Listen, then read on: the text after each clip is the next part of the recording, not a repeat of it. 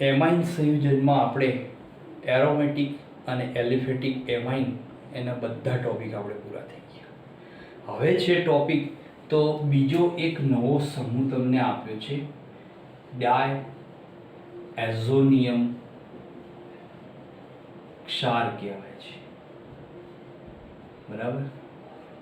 આ ડાય એઝોનિયમ ક્ષાર જે આપણે છેલ્લે લાસ્ટમાં એક પ્રક્રિયામાં બનાવ્યા હતા, બરાબર, કે જે આલ્કાઇલ એમાઇનમાં બને છે પણ સ્થાયી નથી રહેતો, તરત જ જળ વિભાજન થઈ આલ્કોહોલ આવે. જ્યારે એરોમેટિક એમાઇન એ તરત જ બની જાય છે. બરાબર.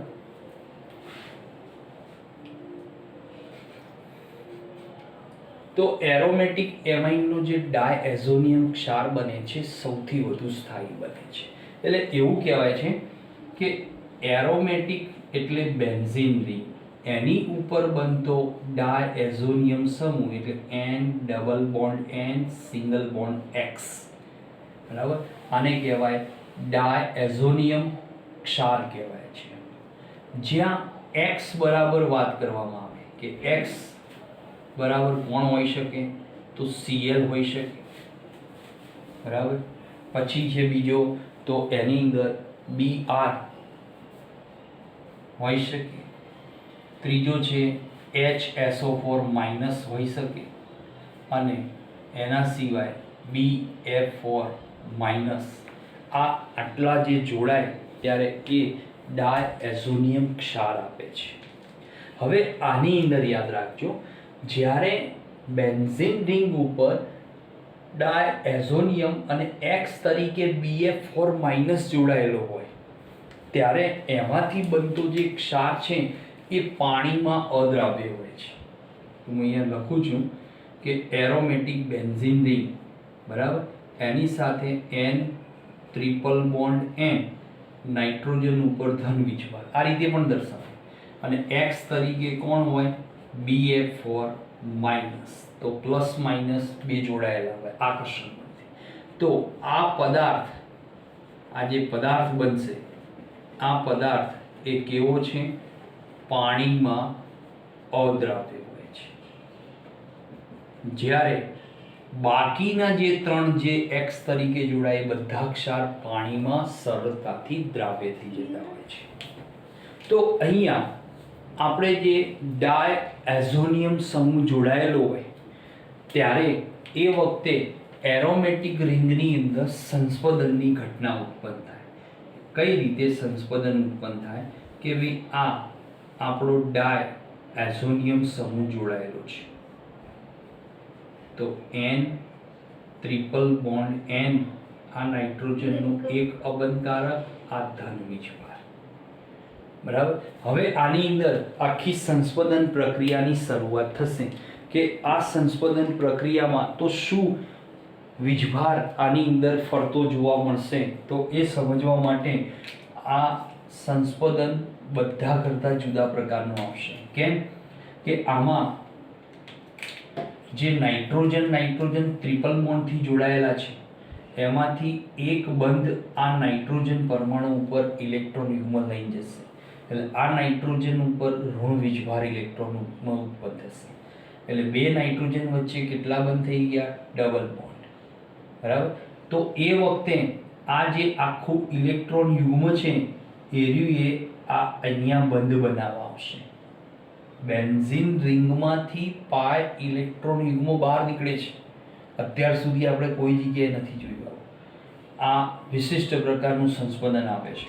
તો એ વખતે એમાંથી આપણને દરેક સંસ્પદન સૂત્રો એકબીજામાં સંતુલન અવસ્થામાં હોય તો એમાં આપણને એક નવું સંસ્પદન સૂત્ર મળશે. તો જૂના આ બે પાયબંધ, બરાબર, આ સિંગલ બોન્ડ N, અહીંયા થઈ જશે ડબલ બોન્ડ, આ નાઇટ્રોજન. બરાબર. નાઇટ્રોજન ઉપર આનું એક અબંધકારક, આ નાઇટ્રોજન ધન વીજભારિત. બરાબર.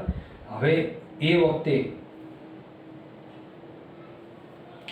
તો અહીંયા આ એક પાયબંધ અહીંયા બનશે અને આનું ઇલેક્ટ્રોન યુગ્મ ઋણ વીજભાર રૂપે અહીંયા આવશે. સમજો હવે જો આ પાયબંધ અહીંયા બનાવે તો આ નાઇટ્રોજનનો ધન વીજભાર એ કાર્બનના કેન્દ્ર ઉપર જશે.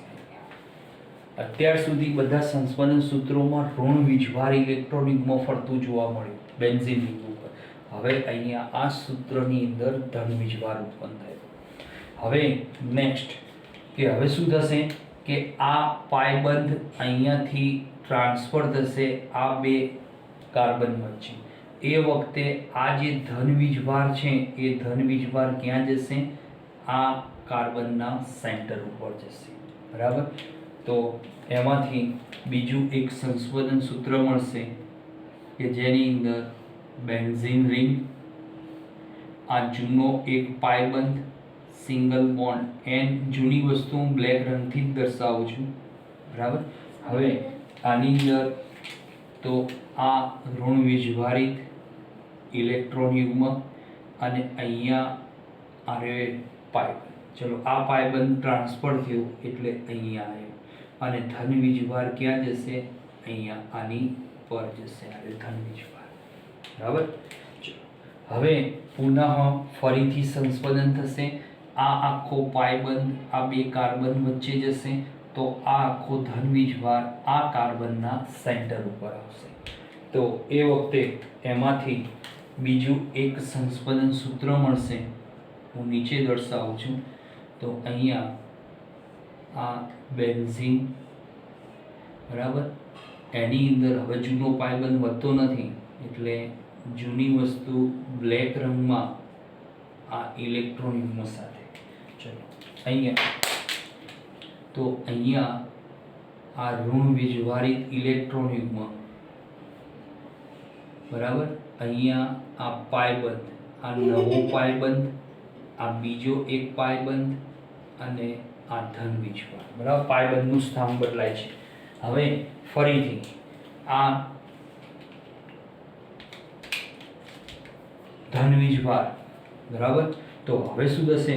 આ જે પાયબંધ અહીંયા ગયો તો એ આની ઉપર પાછો આવશે. બરાબર. તો ધન વીજભાર આ નાઇટ્રોજન ઉપર જશે અને આ ઋણ વીજભારિત ઇલેક્ટ્રોન યુગ્મ અહીંયા પાછું આવશે. બરાબર. તો ફરીથી એમાં એક સંસ્પંદન થશે, બીજું એક સૂત્ર બનશે. આ છેલ્લું સંસ્પંદન સૂત્ર. 5 સંસ્પંદન સૂત્રો બને. બરાબર. તો સિંગલ બોન્ડ એન, ડબલ બોન્ડ એન અને આ ઇલેક્ટ્રોન યુગ્મ. હવે જે પેલો પાયબંધ પાછો આવ્યો એને હું રેડ કલરથી દર્શાવું. આ નવા પાયબંધનું સ્થાન અહીંયા આવ્યું, અહીંયા આવ્યું અને અહીંયા આવે અને આ નાઇટ્રોજનના સેન્ટર ઉપર ધન વીજભાર. બરાબર. તો તમે જુઓ બેન્ઝીનના આ પહેલા સૂત્રની અંદર જે વલયમાં પાયબંધ હતા એનું સ્થાન અને નવું જે સૂત્ર મળ્યું એનું સ્થાન, એટલે અંદર આખી સંસ્પંદનની પ્રક્રિયા થાય અને 5 સંસ્પંદન સૂત્રો આપે. એના પરિણામે આ જે ક્ષાર છે બેન્ઝીન ડાયએઝોનિયમ ક્ષાર એ કેવો જોવા મળે? સ્થિરતાવાળો જોવા મળે. જ્યારે આલ્કાઇલમાં આવું સંસ્પંદન થતું નથી એટલા માટે આલ્કાઇલ ડાયએઝોનિયમ ક્ષાર એ સ્થાયી રહેતો નથી હોતો. હવે આપણે વાત કરીએ કે ભાઈ આની બનાવટ. તો બનાવટ તો આપણે જોઈ ગયા હતા. બરાબર. છતાંય આજે ફરીથી લઈ લઈએ બનાવટ સિમ્પલમાં કે ભાઈ એનિલિનમાંથી બને છે. એનિલિન શામાંથી બને? બેન્ઝીનમાંથી બને. એ પદ્ધતિ પણ ભણાયેલી છે. એનિલિનનું શું કરવામાં આવે છે? તો આખી રાસાયણિક પ્રક્રિયા કે જેની અંદર સોડિયમ નાઇટ્રાઇટ અને HCl સાથે એની પ્રક્રિયા થાય એટલે એમાંથી નાઇટ્રસ એસિડ છૂટો પડે. કેટલા તાપમાને? તો 273 થી 278 કેલ્વિને આખી પ્રક્રિયા થાય છે. એટલે એની અંદરથી આપણને એક પદાર્થ બને છે. આ પદાર્થ જેને આપણે N, double bond N, single bond Cl, એટલે ટૂંકમાં એનું નામ BDAC એટલે કે બેન્ઝીન ડાયઝોનિયમ ક્લોરાઇડ તરીકે ઓળખવામાં આવે છે. હવે આ જે પદાર્થ બને છે તો એના આપણે રાસાયણિક ગુણધર્મોનો અભ્યાસ કરવો છે. તો રાસાયણિક ગુણધર્મો હું અહીંયા એક સાથે બતાવું છું કે ભાઈ આ આપણો BDAC નામનો પદાર્થ, બેન્ઝીન રિંગ એન ડબલ બોન્ડ એન સિંગલ બોન્ડ Cl BdAC. ચલો આની ઉપર આપણે પ્રક્રિયા કરવાની છે. તો સૌથી પહેલી પ્રક્રિયા તમારા અભ્યાસક્રમમાં આપી છે આપણે સેન્ડમેયર પ્રક્રિયા કહેવાય છે, બરાબર. તો આની ઉપર હું આખી સેન્ડમેયર પ્રક્રિયા કરું છું. એમાંથી અલગ અલગ ટાઈપની નિપજો બનશે. આ પ્રક્રિયાનું નામ છે સેન્ડમેયર પ્રક્રિયા તરીકે ઓળખાય છે. એમાં પહેલી પ્રક્રિયા, અહીંયા બીજી પ્રક્રિયા અને અહીંયા ત્રીજી પ્રક્રિયા, બરાબર. 3 પ્રક્રિયા કરું છું. તો પહેલી પ્રક્રિયામાં તો હું અહીંયા લઈ લઉં છું ક્યુપ્રસ ક્લોરાઇડ કહેવાય છે, Cu2Cl2 વત્તા HCl, બરાબર. કેટલા તાપમાને? 273 થી 278 કેલ્વિન તાપમાને પદાર્થ છે Cu2Cl2 અને HCl ઓબ્લિક કરી દઈએ છીએ. અહીંયા પદાર્થ લઈશું તો અહીંયા પદાર્થ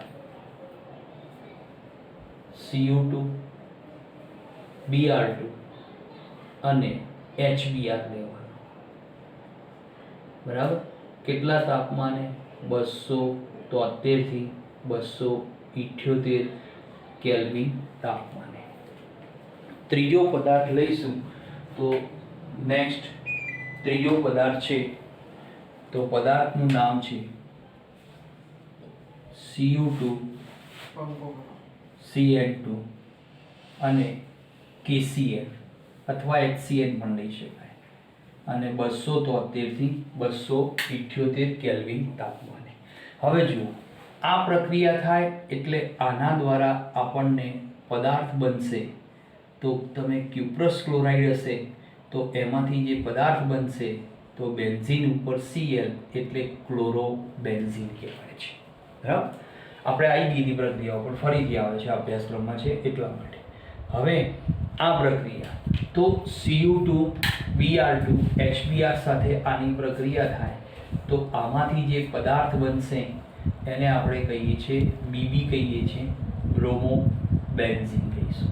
અને અહીંયા જે પદાર્થ બનશે સાયનાઇડ લીધો, ક્યુપ્રસ સાયનાઇડ, તો અહીંયા બેન્ઝીન રિંગ ઉપર Cn, બરાબર, એટલે કહેવાય છે સાયનોબેન્ઝીન, Cn તરીકે દર્શાવવામાં આવે છે. સાયનો CyNO બેન્ઝીન તરીકે ઓળખવામાં આવે છે. હવે આપણે નેક્સ્ટ બીજી પ્રક્રિયા, તો સેકન્ડ પ્રક્રિયા છે ઉપનિપજોની આપણે જરૂર છે નહીં, તો કોપર પાવડરની હાજરીમાં આપણે પ્રક્રિયા કરવામાં આવે. તો એ પ્રક્રિયાનું નામ છે ગેટરમેન કોચ રિએક્શન તરીકે ઓળખવામાં આવે છે. તો એમાં આપણે બે પ્રક્રિયાઓ, કઈ પ્રક્રિયા લઈએ? ગેટરમેન અથવા ગેટરમાન કોચ પ્રક્રિયા કહેવાય છે. આ પ્રક્રિયામાં તો એમાં આપણે શું લઈશું? કોપર પાવડરનો ઉપયોગ કરીશું. તો તમે આ પ્રક્રિયામાં Cu પાવડર, કોપર પાવડર, અને અહીંયા લઈશું HCl, અહીંયા લઈશું HBr. તો અહીંયાથી આપણને ક્લોરોબેન્ઝીન બનશે, Cl ક્લોરોબેન્ઝીન. અહીંયા પદાર્થ બનશે HBr લીધો એટલે ગેટરમેન કોચ દ્વારા, તો અહીંયા બનશે બ્રોમોબેન્ઝીન તરીકે ઓળખવામાં આવે છે, બરાબર. નેક્સ્ટ બીજી પ્રક્રિયા આપી છે કે બેન્ઝીન ડાયએઝોનિયમ ક્લોરાઇડ, એની ઉપર તમે ફક્ત પોટેશિયમ આયોડાઇડ દ્વારા એને ગરમ કરવામાં આવે તો આ રિએક્શન થાય તો નાઇટ્રોજન છૂટો પડે, બરાબર, કે Cl છૂટો પડશે અને અહીંયા આયોડોબેન્ઝીન બને છે. કયું બનશે? બેન્ઝીન ઉપર I, એને IB કહીએ છીએ, બરાબર, આયોડોબેન્ઝીન તરીકે ઓળખવામાં આવે છે. હવે નેક્સ્ટ પ્રક્રિયા, કે જો તમે હાઇડ્રોજન ટેટ્રાફ્લોરો બોરિક એસિડ લેવામાં આવે HbF4 સાથે એની આખી જે પ્રક્રિયા થાય છે તો એ પ્રક્રિયા આપણે લઈએ કે ભાઈ બેન્ઝીન ડાય એઝોનિયમ ક્લોરાઇડ એની પ્રક્રિયા તો આપણે ટેટ્રાફ્લોરો બોરિક એસિડ સાથે પ્રક્રિયા થાય તો આ પ્રક્રિયાના અંતે આપણને એક વચગાળાની નીપજ બને છે.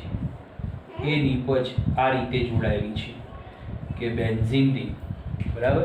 હવે એની ઉપર જે નીપજ બનશે તો એ નીપજ આ રીતે દર્શાવવામાં આવે છે N2BF4 માઇનસ અને N2 ઉપર પોઝિટિવ. જે પદાર્થ બને છે એનું નામ છે બેન્ઝીન ડાયઝોનિયમ ટેટ્રાફ્લોરોબોરેટ કહેવાય છે. બેન્ઝીન ડાયઝોનિયમ ટેટ્રાફ્લોરોબોરેટ તરીકે ઓળખાય છે.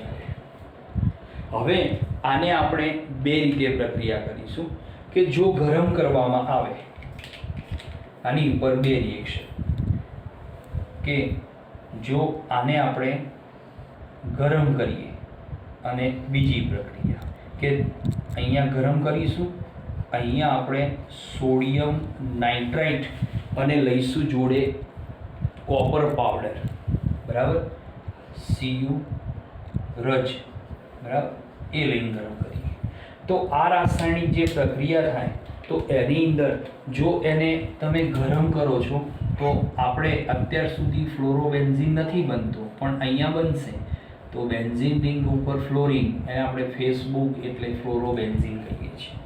અને જો એને NO2 સાથે એના જલીય દ્રાવણ સાથે પ્રક્રિયા કરવામાં આવે કોપર રજની હાજરીમાં તો બેન્ઝીન ઉપર NO2 સમૂહ એટલે કે નાઇટ્રોબેન્ઝીન બને છે. એટલે તમે જુઓ નાઇટ્રોબેન્ઝીનમાંથી એનિલિન બની જાય પણ એનિલિનમાંથી નાઇટ્રોબેન્ઝીન બનાવવો હોય તો આ પ્રક્રિયા યાદ રાખવાની કે એનિલિનમાંથી બેન્ઝીન ડાયઝોનિયમ ક્લોરાઇડ બનાવવાનો, બરાબર, પછી એની આ પ્રક્રિયા એટલે ટેટ્રાફ્લોરોબોરેટ બને, એની NaNO2 સાથેની CuR દ્વારા નાઇટ્રોબેન્ઝીનનું નિર્માણ થાય છે.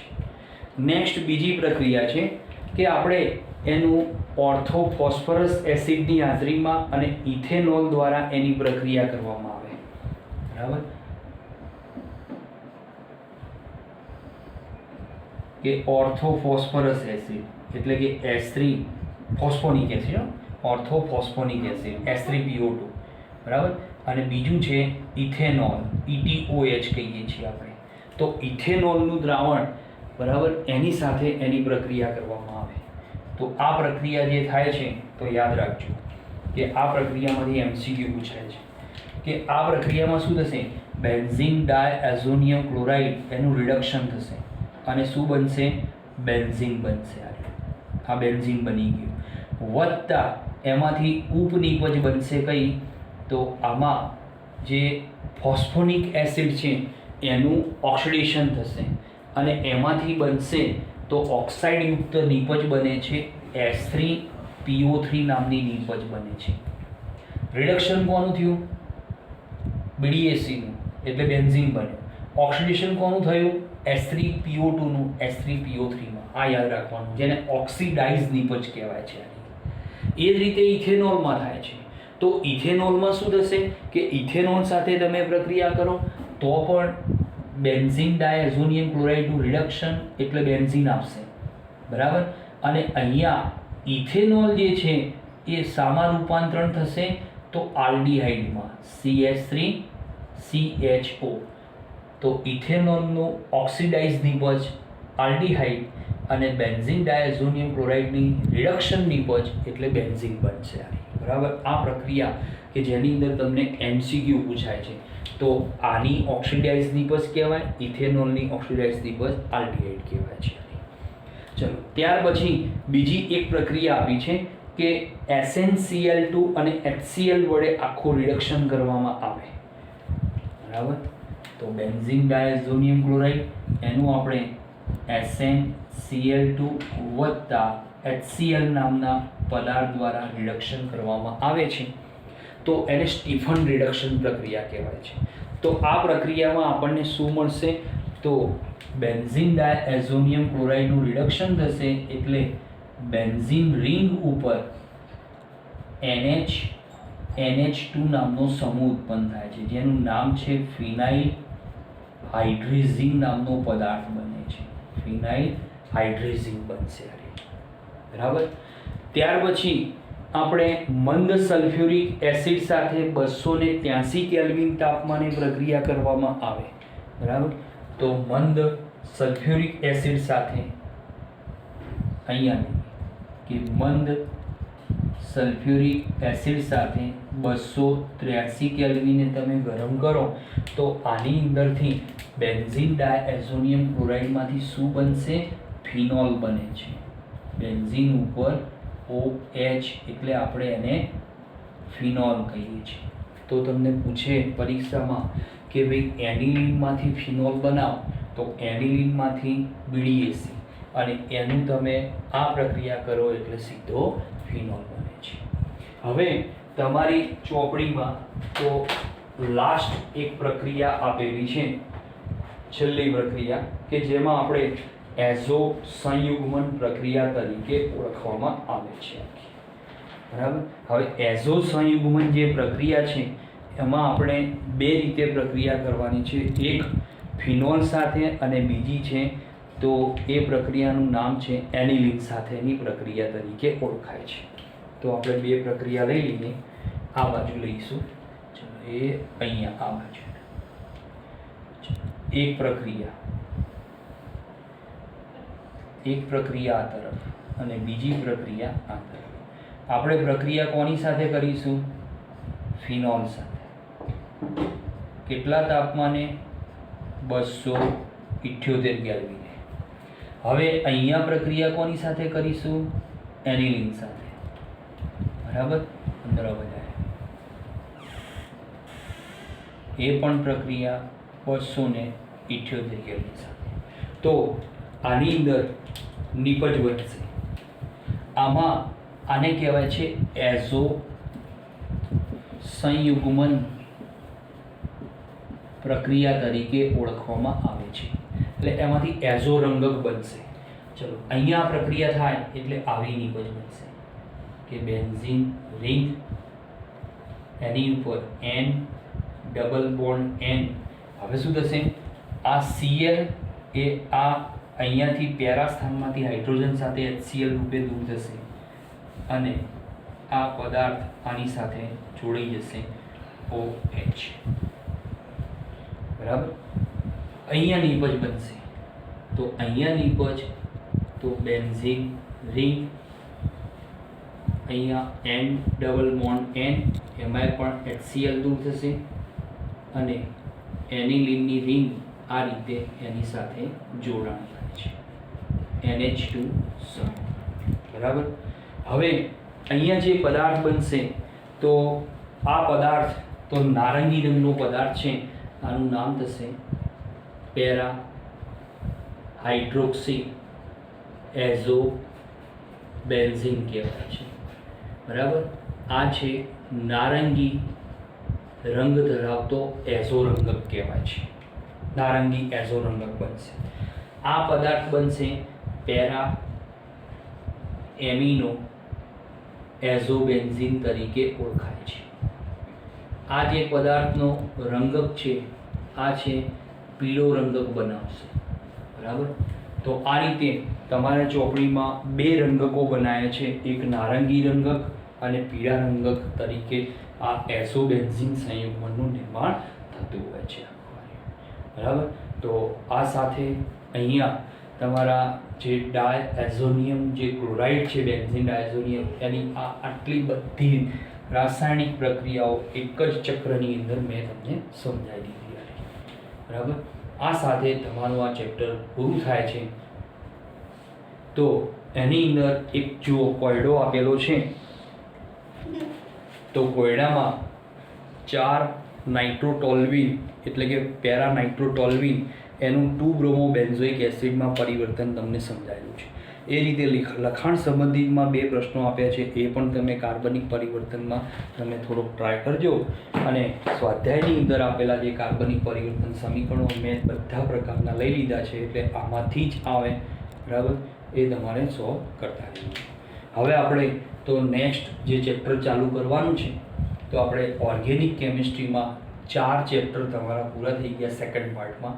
10મું chapter halo alkane halo arene, 11મું ચેપ્ટર તમારું આલ્કોહોલ ફિનોલ ઇથર, 12મું ચેપ્ટર તો આલ્ડીહાઇડ કીટોન કાર્બોક્સિલિક એસિડ, અને 13મું ચેપ્ટર એમાઇન સંયોજનો અહીંયા પૂરું થાય છે. હવે આપણે જે તો ભાગ 1ની અંદર આપણે શરૂઆત કરીશું પી વિભાગના તત્વોના ચેપ્ટરની શરૂઆત કરીશું, બરાબર. એ થોડુંક આપણું લેન્થી ચેપ્ટર છે, પણ એની અંદર થોડીક તમારે લખીને તૈયારી કરવી પડશે. તો આનો સ્વાધ્યાય અને એના જે ક્વેશ્ચનો છે, કોયડા અને લખાણ સંબંધિત બધા પ્રશ્નો કાર્બનિક પરિવર્તન સમીકરણ સાથે, એનું આખું તમે મટીરિયલ બનાવી અને મને લગભગ 5 દિવસની અંદર સેન્ડ કરી દે.